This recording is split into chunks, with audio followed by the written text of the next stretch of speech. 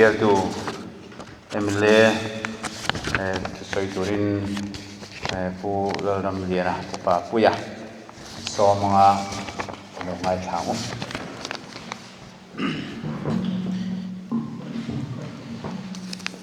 le pu chairman le HPC vice chairman and pual lian ne bok pu bima som tuang te Tilaya VC member le party kan foi tu te Southern Headquarters satanga kan consultant le kan block 1 le 2 kan foi tu te Tilaya local komsong zong school lama kan japir tu le no pang te zawain chi bai kan bu thar ve le chewni ka soi ri rawang ei hun ra re to wa ke chu ka tong zung zung anga tak khoi kan tum don nia hey ama sabera chuan voina hen hun thatakan mang theya lomum ka ti khop maya kan HPC vice chairman purima som thuanga hun chep takara kan som na tengai poi moin hun min man pui thei hi a lu khop maya asuyang khana bial chunga program pui tak state level program kan neya an ribup mupa chutilai kara kan sports minister tourism changtu aron pheya ama biala toy om ngai aom lain chu tlan sanin kabiala ti hian hun min lo man pui theya alu ka ti le maya bing takin puvima som tuanga kan HPC vice chairman som tak chunga lom thu ka soi mol mola tin ani ba ka kan MLA pui te hian kabial lunglei sa bial hi akhing khong zia te akhotam zia te a phir si zia te ami pui te po kan check dok ve zia te min khiat puin mi hi an boi pui ema heng zong zong han lomum ka tia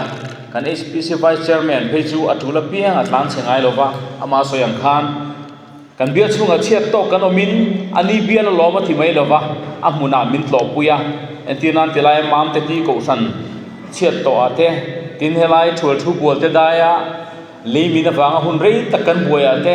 heng zong zong ate po tlan chalovin ama bia lang main min fil puin sum sengin amuna min tlo sak zel te hi aro pui ka tia ka theigil lova voina hen ama online lom thu po kan ti ri du him simani ole hey khoi thum bak kha chu na rei mai maya han ti deu zung zung to mai nge voina hian hetilaya kan program man chan kan sia village council thar kan antia a thar ni maila alui angai tho kan nia ma se a thar kan tia hian kan tumdan tak chuan ke ma po karil rolan dan tak chuan mi hing ngai te po ni ilang atu te po ril ru tharin khotlang ta na tok tak tak tur herin thar ni kan tumani ti hi karil ru omani churi ru chu voina kan VC member te po hen pu se ka du VC thar kan lo ma hi inform thar lom ringot kan ni lo he thing fal khuata ni anin tu ma fel hlel le fulo deu te po lo om chinang ma se tu na hi chuanin dang lam taka khotlang im han tlak khotlang poin an ring tlak VC dang lam a thar tak tak siam turin voina han kanin lan thar ni se ka du khop mai chu ka ri ru po alan dan ani a chu mi program po chu mang ila ka du tak se tani di kha voina han ka soi du ani VC than tin thei chin to hi chu khotlang a po miza om mirin kai kan tlang puya ti tak ema chuan ka soinep na ni lovin VC level ai chuan party chakna ai ma hian apoi mo chu mimal ue thi poi mo ni zep thu jeng lo chu vain VC member kan than tin to chin hi chu khotlang poin a om kan di chin hian ni tlang pui ani chu bangin voina po kan VC member zong tak tak te an lo chuan party chu eng po ni ro se mi puina VC member ni tlaka an than tlin to hi chu an zaum em ani tu te po ni ro se chapo thu su ke po hi kum som le paruk pathian khongai na zara azonin VC member ka tel vea sang ni le pakua tanga kumin VC in than February tha theng khan VC member kan ni ve char charani kum thum ta mani chung khan tam ni ka mang vea kum nga ta mani nuwa tam ni ka mang le a chu tiang chuan karon tel ve to wangin VC a hian experience nge mo chen chu kan ei ve to a voina kan khotlang huai tu te po hi an ton le an mabak tu ri tam takhi mu lok sa nei vein ken hiani ka fele tin ni lovin kalau tom khia ta tangin fuina tur po hi nei vein ken khia mà sẽ chú giống giống chú cần soi man lo wa ngai ta ila hey kan soi du em jinga mi pakhat chu kan zorama in than pui kan ma chon donin party tharin awla kan neya mi pui sarkar ti kan awla ade thina mi pui ngai zon zong takaniang ne na kan changa ke nge po elai bial tu tarlanin ka oma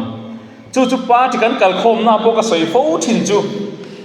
kan awla te hi mi pui ma a hian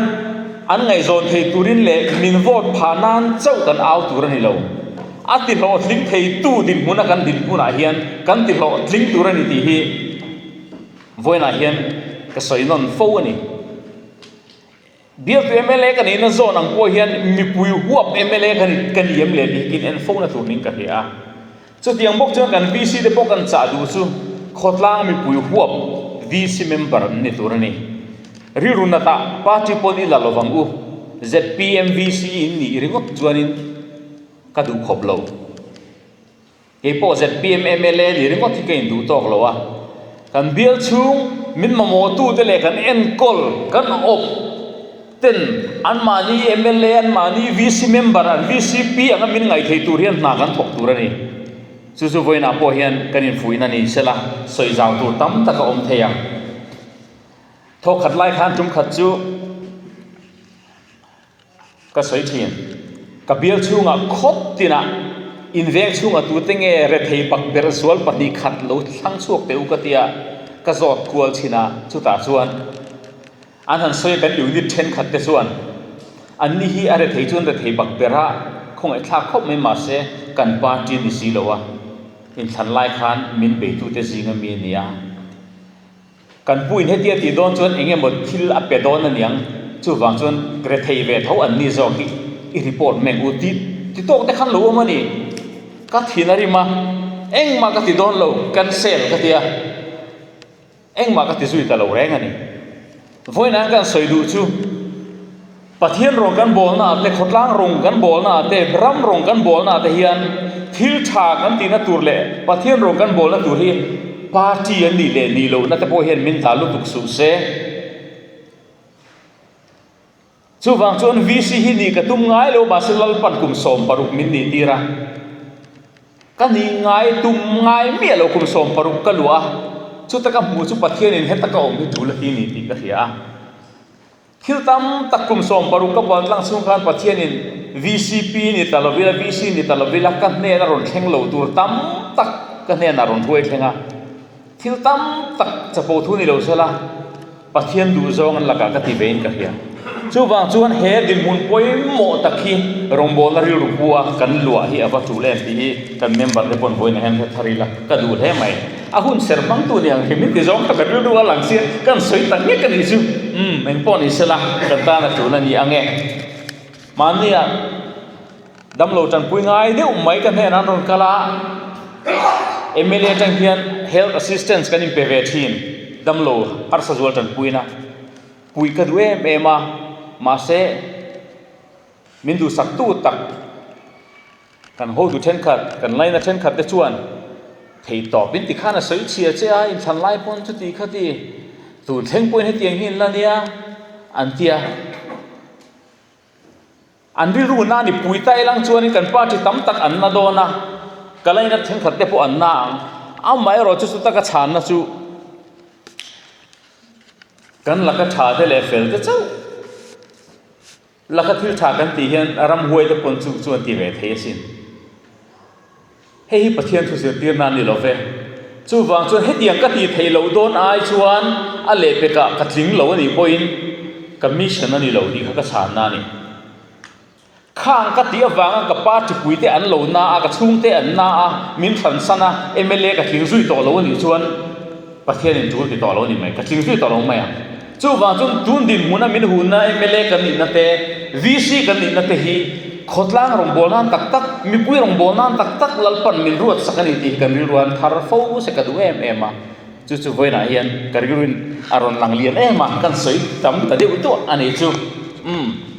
tun na ya dam pa election a kan che chia kan mol pho van lo sai lo wa tum di nan kan lo inga tinge ken zon na sakhop mai voina han party member ni lo te po tam takin local ka thia karil ruwa kam ni khatin soi ka du chu kan zu campaign lai po a amuna po ka soi he ka naw te ka huai te po nan thlenge yang chu voina karil ruwa lang lian le em chu kan khing pui ten nan man roman ang hi kan man ruwa ni velo ka tia ma se man ve tlat kan tum nin ka thia ka experience china po pathian in remati lo lung le south biala hian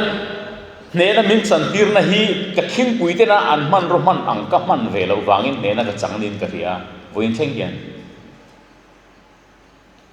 hi ami mal le apol le party ang pon pathian in man ro ta na min pe ka ni lo ka ti ngoi hi khovel thil takhian kan man ro ve turam moti mai hi ol khop mai turin sana po hian kan man ro kan hai de em o ka ti a kan khing pui te nan game a min nuk lu ta chu amal som lo ani aniang a ti te min ngai tu tir ani chu wang chuan lalpan zir tur min pele ta ka ti maya tuna kan chak lo na po hi kan ta na tha ti hi ke chu kari ruwa alo lang ani lom thuam lo wa chak chu kan duwe ma se pathian ruwa ani ti kan pom tuling ka tia toi tein kan comment lek du bo kan ni ole thil tam ta kari ruwa bo na han soi tu chu ve zong hi ka nga ve maya maro chu ahun le munin min permit ang to hin soi tum tai la du to don ta yanga kari ruwa helai local khom tele kan khotlang suai tu tele kan pa chi suai tu pui de point voina min sin sia pui fo wala nang ni pon in hil ruwa te funga mang ve fo wala ka du chu ram rong kan bol na khotlang rong kan bol na ko san le khotlang kan tho ho na hian kai te fo na pakhat chu ti tur tul thil tha kan ti vek thei lo ani pon ti lo tur thil tha lo hi chu ti lo tham chu mangu ti hi ka fuina ni ve thina ni MLA kan ni nang kan min be se nang chi hi ka tin don lo tam tak hi ka ti thai don lo ti kem sa VCP le VC member kan ni nang in thil tam tak an be se ang che hui in ti thai don lo ti ka sa pa chi suai tu kan ni nang min be se ang tam tak kan ti thai don lo MLA chak lo VC chak lo pa chi suai tu chak lo ti de pon min so yang kan ni na dik tak pon yang a kha chu ka la thia me chung zong aya poi zong chu ti lo tur thil nia mi pui na min ngai kan ti akan kut kan ti bal hian he hian apoi thin thil tha kan ti lo ai thil tha lo kan ti hi kan chunga pathian lom lo na poni fo thin ani ka ti thin ani pathian in ring tu te som tur thu som pe ka khanin pariat kha chu ti su ti rekani pani chia kha ti ro ti om chu wang som pathian po hian kan ti lo tur kan ti hi min hlau pui hle ni ti hi ka sei dan nin thina chu wang chuan thil tha ti tur zong kan ti seng lo ani point ti lo tur thil tha lo hi chu in nam noi lo tumin in thiar film san tumila party ang point khotlanga poi tu kan ni nang pon chu pathian pon amal min som chan ani fo thin ni ti se in kan dil ru point bo sai thar le mo ti kha visi tharte lomna le fuina thu cha tang toi te in kan soi ani ole hei voina hian kan SPC vice chairman in visi tharlom fuina te bo kha fan omle tura te min han vo saka lom thu ka soya ke ni point angai na kan hailo tura ngai la kan nei dan le kan thin ang to zelin kan visi tharte po kan thua manga mania computer thar te po visi tharlom na kan pe to boka voina chuan thil rian pui hei hi tharlom na tiaron ken kan nei lem lo amai ro chu kan thei gil lawang cheu ti hi ka tiam cheu ni ve ro se sikul nau pangin local sapa lomom ka ti primary school tan computer hi enge mozat thi ngai tu thei kanin be se ya thingfal khwa primary school attend to student nom tlem deu to te chun fin mai thang ti rum te po ngai tu na kan senga kan official ten en po ngai tu na kan lo senga in mamo tok ne kan thiat chuan primary man tur computer te po ngai tu sak cheu kan tum me kan ti kha kan soi bok ani ten school mi dilani mo primary ni mo school dang apo enge mo in study material abik takin whiteboard kan ti ang chi kha man tur nei thado lo mamu em inom chuan kapie hena tele kan pa ti foi tu te hena lo sei ula khang te pokha atla chapin in ngai tu dan kan zong zel don ti te pokha kan soi lang bok ani ole in zawai chung alom thu ka se boina hun thatak kan nei thele hetilaya kan lunglei district pumpuya kan khai pa ber kan HPC vice chairman hova khun kan mang thei hi lom ta ti ama hena le in zawai chung alom thu ka soi non le kalome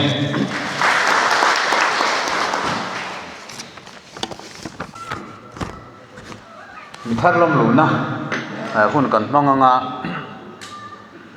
ka chiar thokanga ka chiar tho nuwa kan chief guest lo tinganga lom luna tul le ran chang atiangin along mangdon nia kan ni kan chiar thokna